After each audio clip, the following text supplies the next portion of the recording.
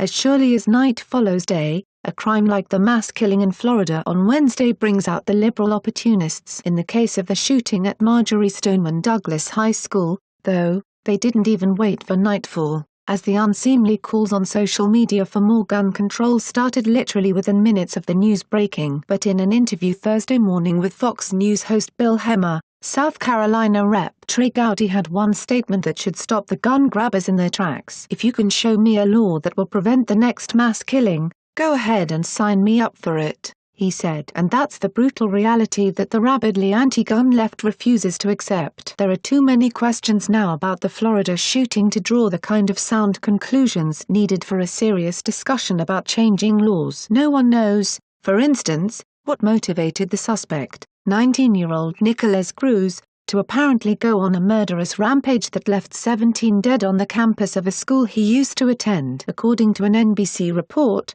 he purchased the gun at a federally licensed gun store in Broward County, where the shooting took place. Gun control proponents would love, no doubt, to seize on that fact to demand exactly the kind of gun criminalization and confiscation Australia embarked on after a mass shooting more than 20 years ago. But they'd be flying the face of the United States Constitution, which literally, in black-letter law, guarantees the right of the people to keep and bear arms shall not be infringed. That doesn't mean unfettered access to arms like machine guns, because no right is absolute in a country of ordered liberty. The freedom of the press cannot be abridged, for instance, but that doesn't mean there are not laws against libel. What it does mean is that the federal government is severely constrained in how far it can go in limiting the rights it exists to defend. And that brings the discussion to Gowdy's question. Assuming the NBC report is correct and Cruz purchased the gun legally, there's the question of how many other people have purchased guns from that exact same federally licensed gun store and have not committed mass murder. Yet the gun criminalization and confiscation gang would seize firearms from all.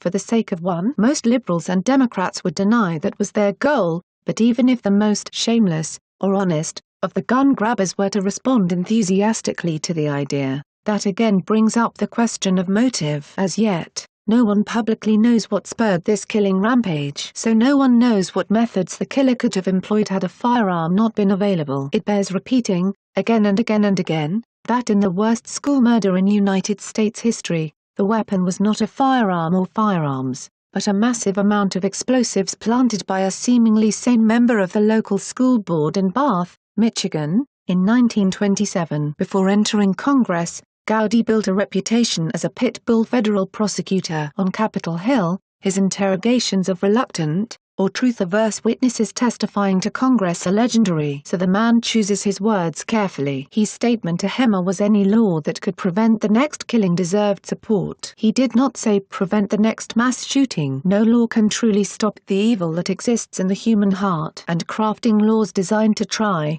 while abridging the constitutionally guaranteed liberties of the rest of the country, is not only wrong-headed, it's doomed for failure. Like and share this video on Facebook and Twitter if you agree. Don't forget to support this channel by clicking on the donation link down below. What do you think the liberals will do with this school shooting story? Scroll down to comment below.